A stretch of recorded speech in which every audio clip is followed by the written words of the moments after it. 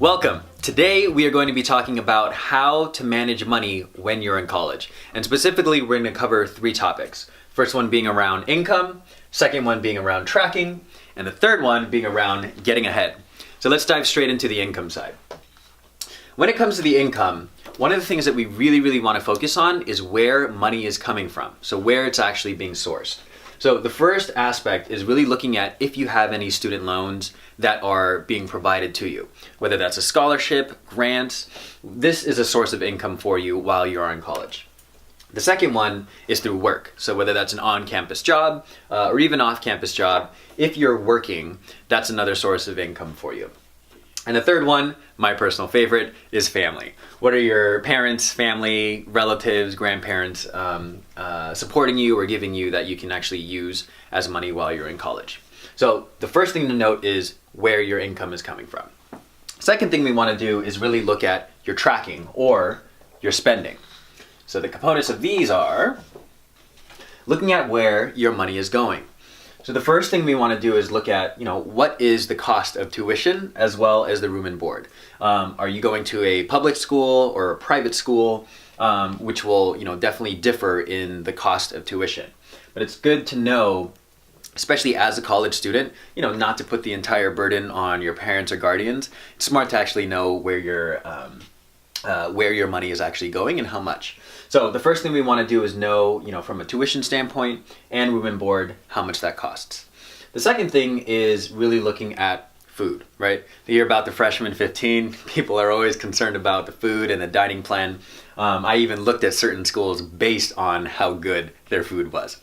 So with the dining plan, usually these are incorporated into the cost of tuition where you'll actually receive like an access card or a food dining plan card.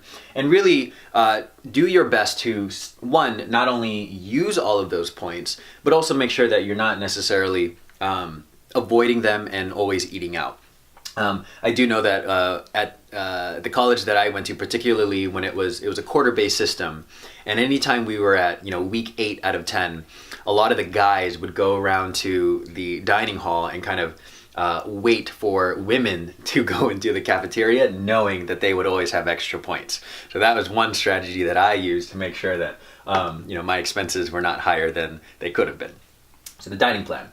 If you are, underclassmen or even upperclassmen, and you're able to go off campus and enjoy certain activities or entertainment, we also want to make sure that you're tracking these. So whether it's going out to movies or going out into a big city, if you're in a smaller school, or even whether it's clubs on campus, activities that you want to be a part of. I know that a lot of my friends went to a club that was called Into the Wild, so they spent a lot of money on camping gear and getting to Yosemite, etc.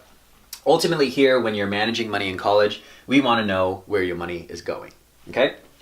The last thing that we're going to talk about, and this is my favorite, is really getting ahead. So in this section,